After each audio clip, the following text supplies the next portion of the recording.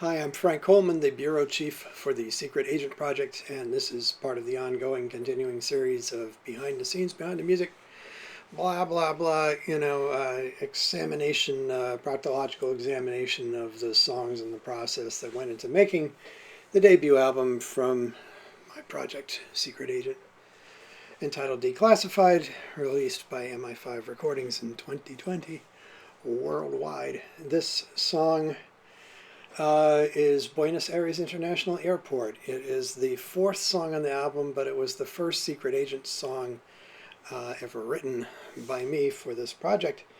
And I didn't know if I was ever going to do another one, and so I kind of threw everything, including the kitchen sink, into this song. So it is this sprawling, epic, I call it the Freebird of spy music.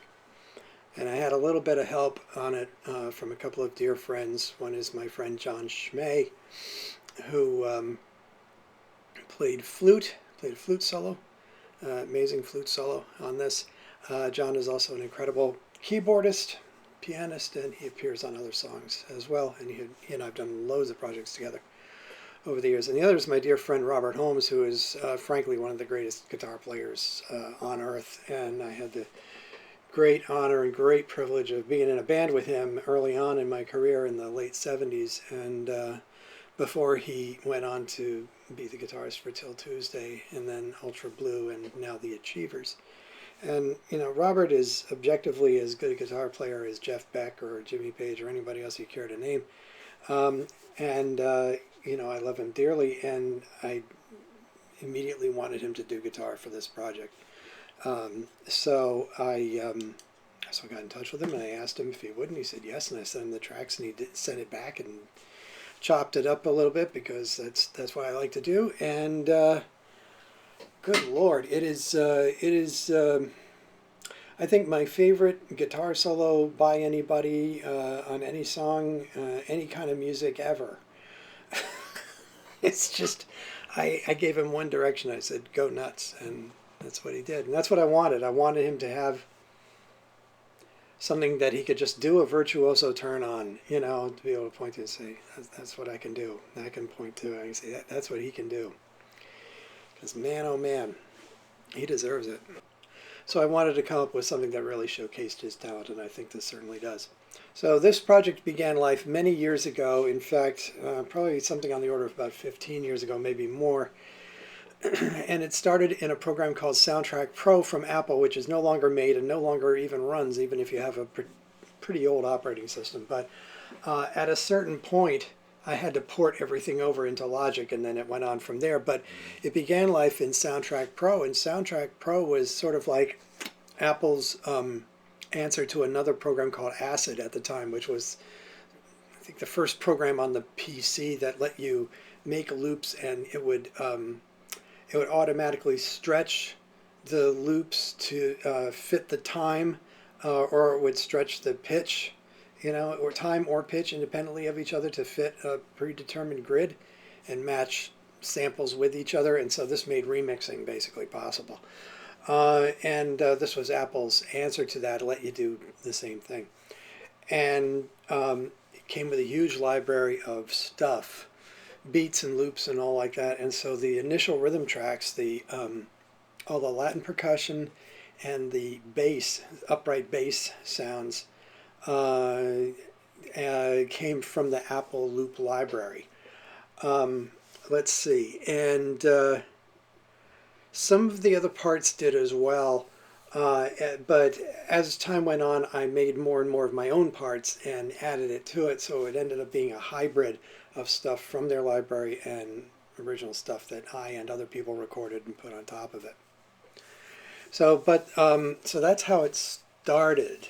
I got the idea that I wanted to make Secret Agent style music because I found out about the Secret Agent Soma FM internet radio channel, which went online in I think like 1999 or 2000. And I thought it was a great idea. It was all music that either was from spy movies or sounded like it ought to be in a spy movie, which meant everything from Henry Mancini to Massive Attack and everything in between.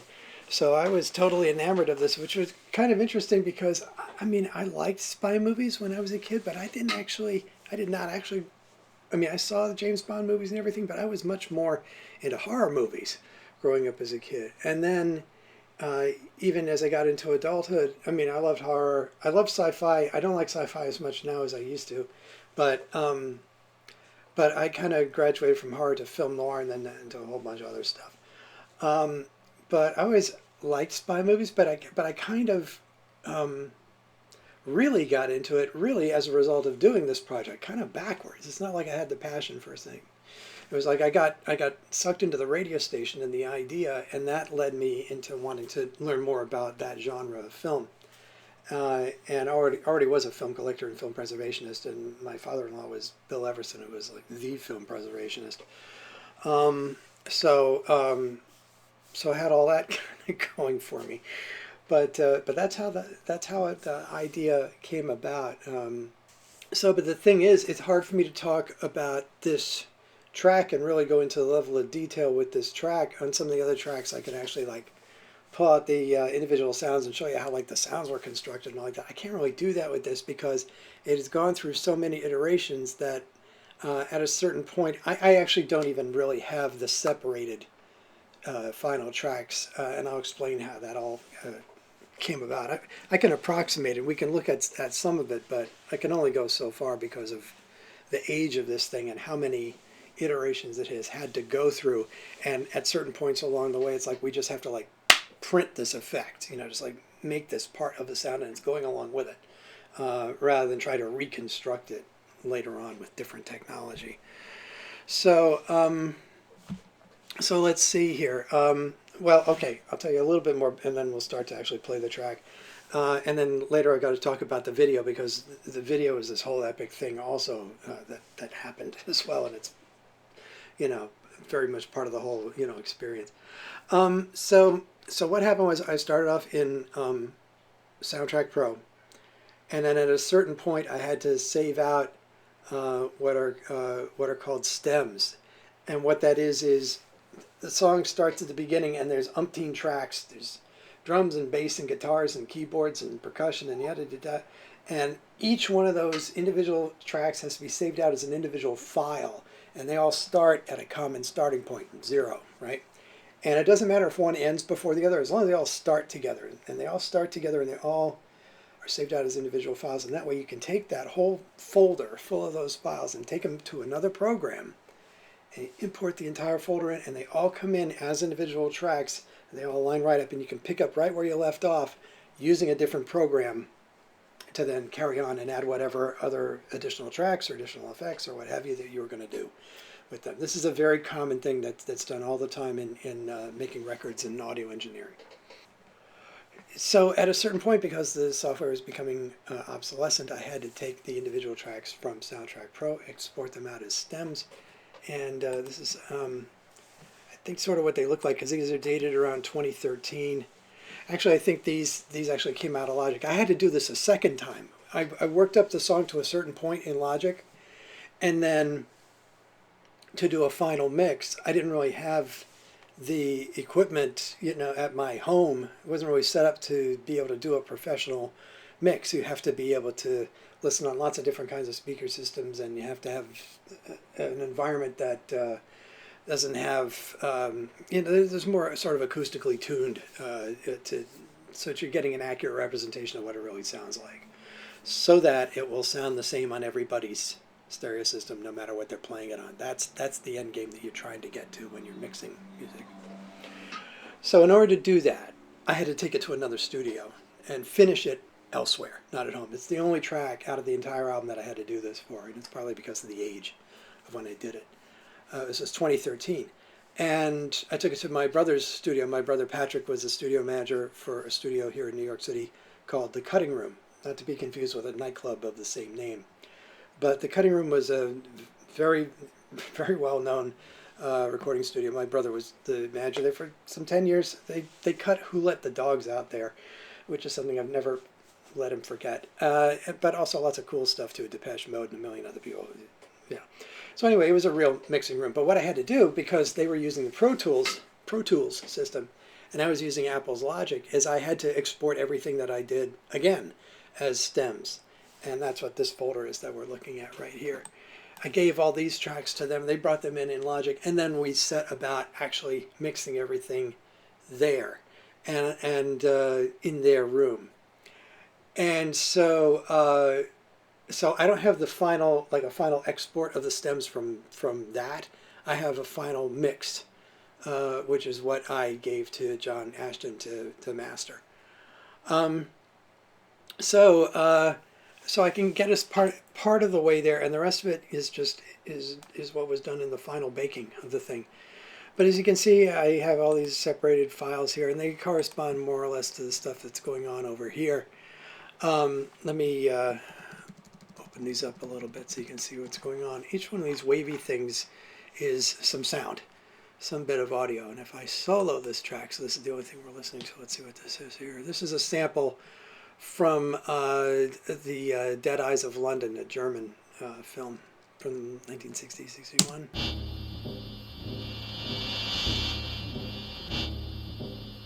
And I made a little loop. It's like this really super high pitched organ sound, and some guy on a timpani, and it just sounded so weird. That I made a little loop out of it and dropped it in there. It was just like the most out there sound I could think of. I wanted to start with something just that would throw you off, basically. And there we go. You get these bleeps, and you get on the final version. These have reverb and effects and compression and all sort of stuff. This is like the raw materials that you're hearing right here. The note we got, he was to be here at exactly 1 o'clock.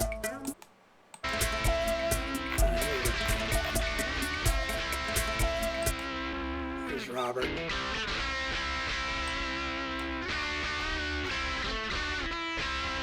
going to back this up a little bit here.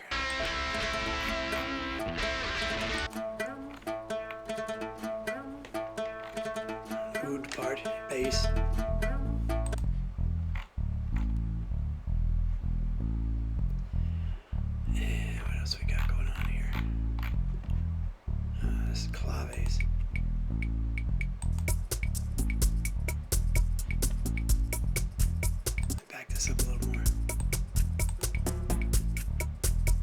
Wild conga. Shaker.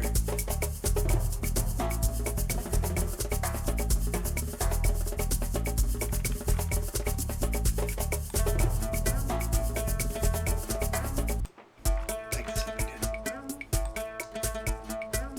We have 2 men on the station platform.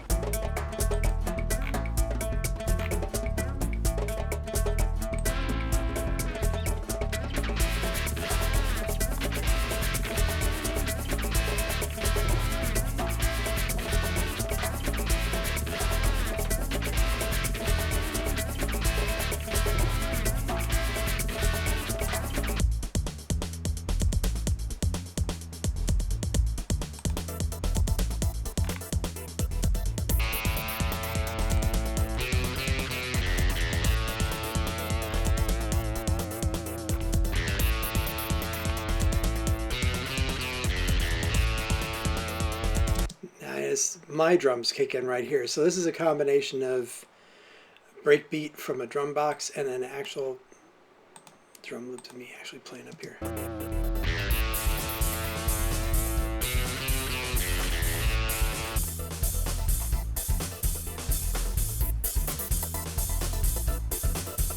That drum part was recorded in my basement in Needham when I lived in Massachusetts, and it's just a drum loop on my old Ludwig kit. And anyway, I had the kick pan to one side and the snare pan to the other, and it didn't make any sense when you listen to it, but when you put it with the music, it works perfectly.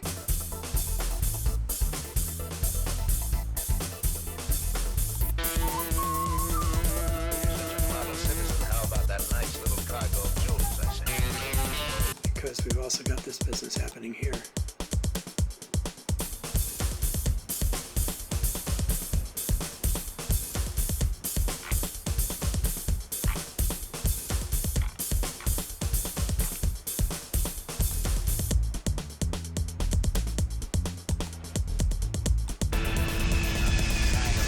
Hallucination.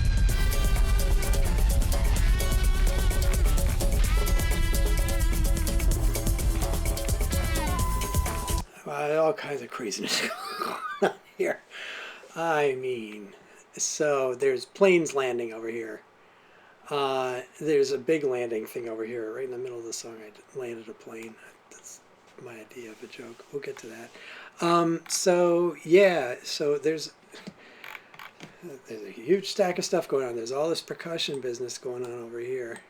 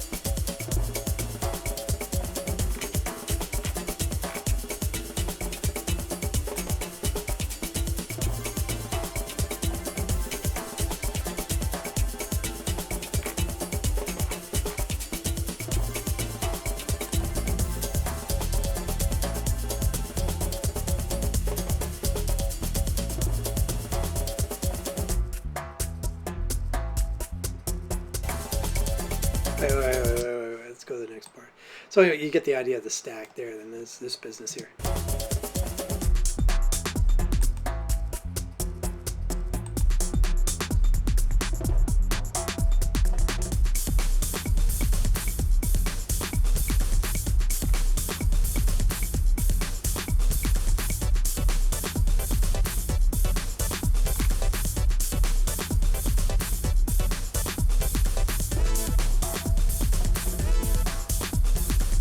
I guess I should do a remix, shouldn't I? But anyway, yeah, so you get an idea. And so it goes. Let's see. You know, at this point, maybe I should drop over to the video because this is the final mix, everything put together. And also, you know, you can kind of see everything in context because really the video is where it all kind of came together. I can tell you some of the source material that I used, but I was looking at this before I did this, and I can't remember everything. It was a long time ago, and there was a lot of stuff in here. But anyway, let's take a look at this video from the top. Turn this down a little bit.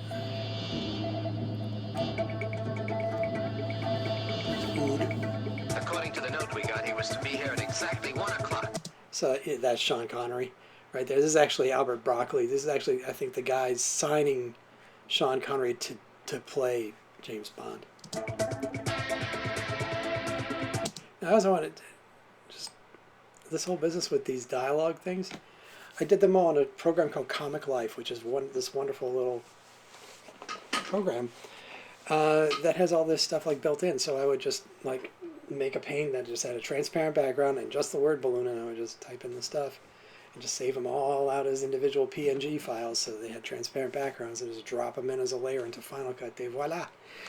So usually what I would do is I would make 2 of each quote because I wouldn't know necessarily what I was going to be using for an image, still or video or what have you. And I wouldn't know how big it needed to be until I actually got it into the thing. So they kind of had to be free floating, but they had to have like their spike, you know, what they're pointing out, one this way and one this way. So I'd make 2. I'd make one of each one of these, knowing that I would only end up using one of them as being like, yeah, the character's coming from this direction, but it could have been coming from that direction. So I had to have that option when I was editing. So anyway.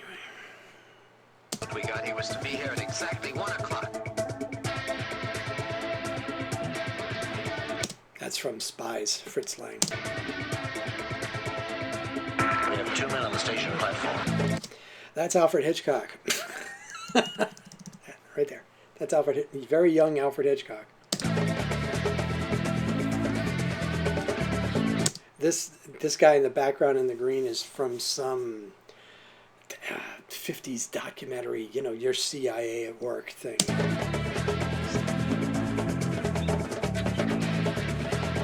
The girl is from the Tokyo File 313, I think, the same movie that Madrid draws a lot of stuff from.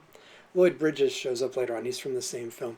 Over top of this is all of this crazy animation that is actually in time to the music. I think that's using the iTunes visualizer, and I just screen captured the whole thing, did a bunch of takes, and took whatever was usable. But the idea is that it's static interference, radio wave, radio transmission, on acid.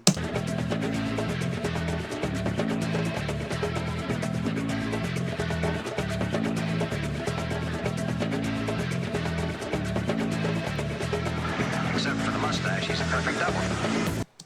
Yeah, I forget what film that's from. I don't think this is a safe place to be. It's Montgomery Clift. I started playing fast and loose with all this stuff. The samples and everything are not all specifically necessarily from spy movies, but they felt like they had that aura, that atmosphere in the context of using them here. So.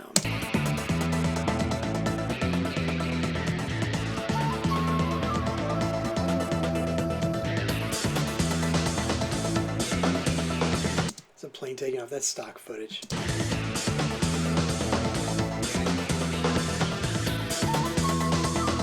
If you're such a model citizen, how about that nice little cargo of jewels I sent you? Now that I love this. This is from one of the German Krimi films, and they're inside what is called a Paternoster, which is these amazingly cool elevators that they have in Germany. There's still a few of them around, and the door is always open, and they go around in a circle. You just step on and step off when you get to your destination. If you're such a model citizen, how about that nice little cargo of jewels I sent you? What's wrong, Captain? That is from Goki Body Snatcher from Hell. See what I mean? It's not even remotely a spy film. But I needed the shot of the plane here because it went along with the sound clip. Nothing, kind of an hallucination.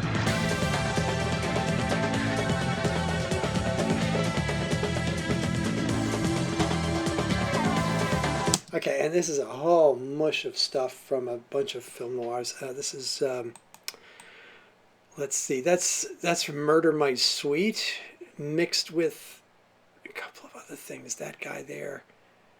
That's a bit of Murder My Sweet. There's multiple instances of different clips on top of each other, black and white clips that have tinted. It's like tinted different layers and let them collide on top of each other. This thing with the people looking down overhead, that's also from the Dead Eyes of London. Klaus Kinski gets shoved out a window. We'll see more of him later. That eye just landed there. That's that guy's eye. See, and it just landed. I think that is. Well, you can see I'm completely hopeless. Yeah, I don't remember who the young lady is. Somewhere in here, that's Klaus Kinski. Keep going.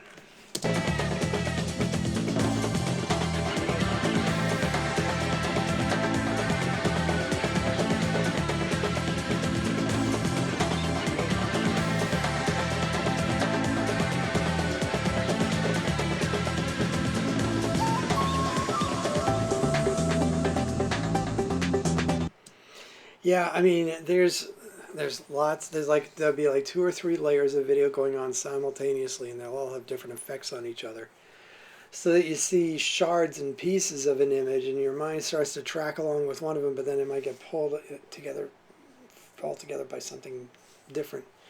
And so this is like highway shots of car beams and this guy pulling apart this little tiny little microchip thing. There's another shot of a guy opening up a briefcase, kind of a little bit of Kiss Me Deadly there, all this crap flying out of it. What do you want? Oh, well, actually, so I obviously have a. This isn't the final one because that means there's a missing plug-in. So there must be a newer version of this. But anyway, we'll keep going. No arguments, just follow me. It's the briefcase. That actually is a picture from Buenos Aires in the background. I think it's a planetarium or something. That's Buenos Aires.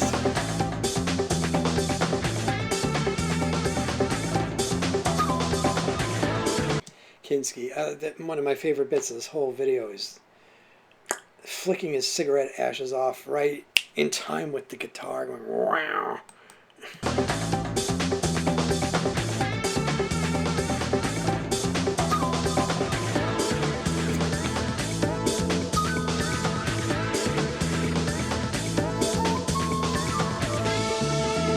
Who died in your place, Arthur, in Calgary?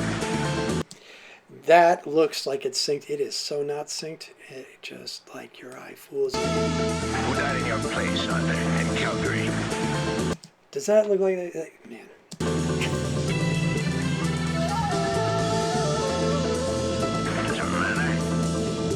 Also not in sync. But it looks like it is.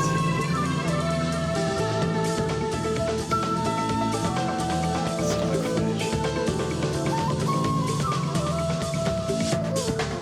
That's Lawrence Harvey from A Dandy in Aspic, getting some very bad news over the phone there, that furtive pair of eyes.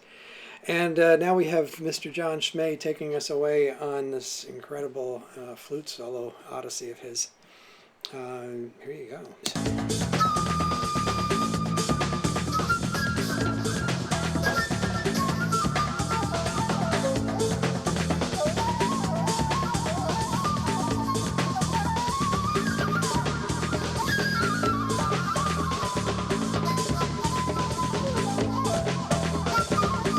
Now see, I really enjoyed playing with the different textures here because you've got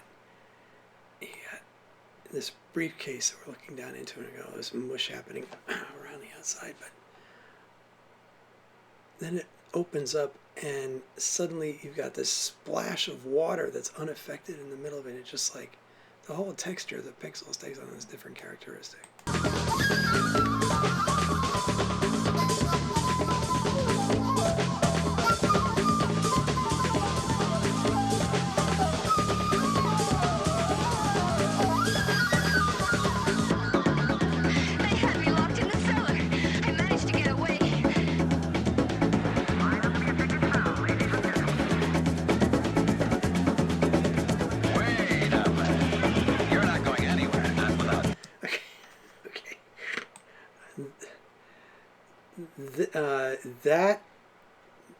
That's from the Mad Executioners. That's from a Mexican like El Santo movie. That's from Euro spy film. I think one of the Commissar films. That's the Mexican thing movie again. That's Fritz Lang's Spies, and this guy is from The Big Sleep. And that's the Mexicans again. You're not going anywhere, not without me.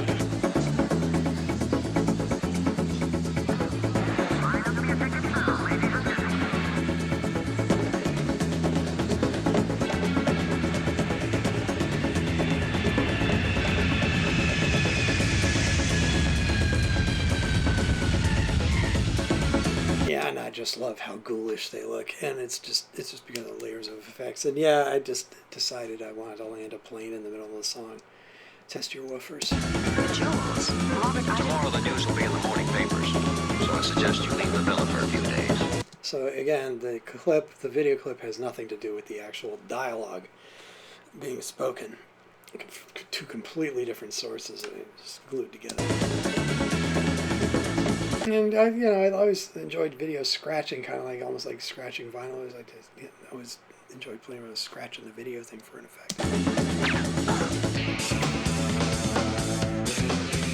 Yeah, right.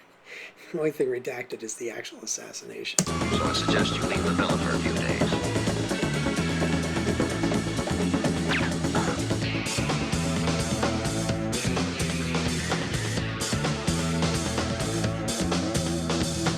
That's Spies.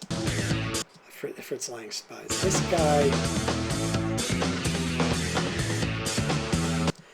Follow Me Quietly. That I was trying to remember the name of it. That's one of the film noirs. I'm not sure if he's from that.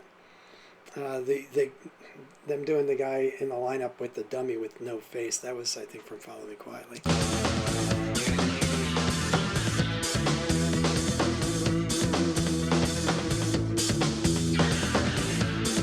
That guy. That's Follow Me Quietly.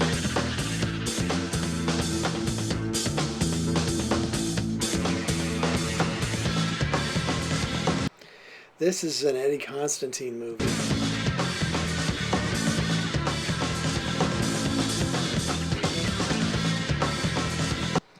With bits and pieces of Murder My Sweet and the backdrop and the hosiery and the cityscape. More Savage.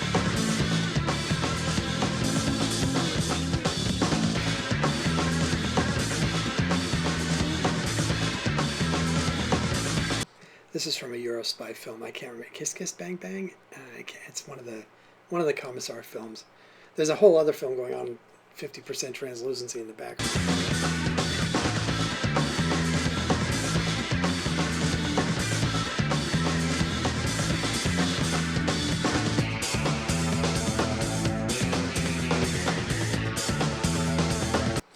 So yeah, this Eddie Constantine tied up with a bunch of women looking down on him, and in the background mushed together with this is another one of these documentary things. Your CIA, your tax dollars at work. So.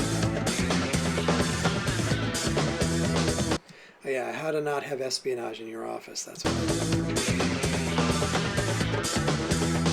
You don't even see this girl up here in the upper left-hand corner until she suddenly turns and looks at you, but she's been there the whole time.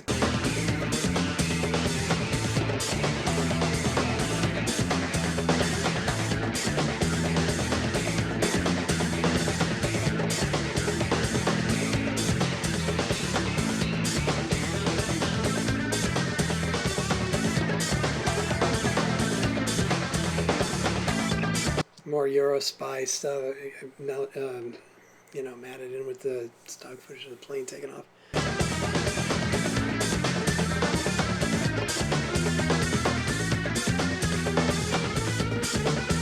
And this just, first of all, what Robert is doing at this point right here, this is like the climax of the whole thing.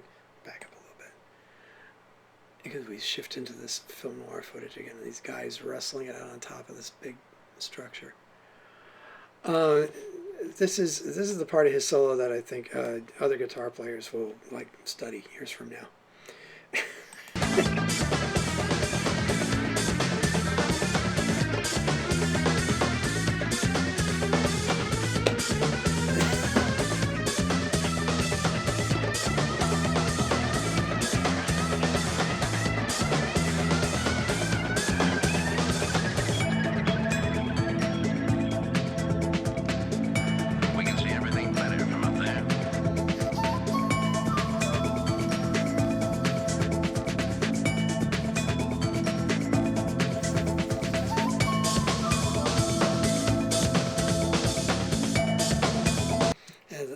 There's like 5 and 6 layers of video going on all at once here with various levels of treatment.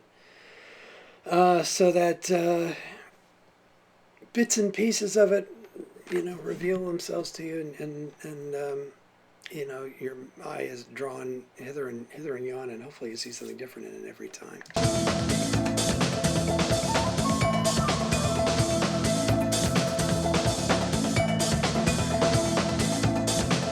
Bringing back, recapitulating the themes we started with. I'd like to Sterling Hayden. to say that I feel sorry for you, but I can't forget all those men you shot down in cold blood. Let's go. Yeah, let's go. Come on, I'm taking you in. So that's Buenos Aires International Airport, track number 4 on Declassified from Secret Agent. The Freebird of Spy Music. I think if I hadn't done anything else on the album other than this song, it still would have been worth it. But, you know, I'm glad I got the whole thing together. And there will be more. We're laying plans for Volume 2. So over and out. On to the next thing.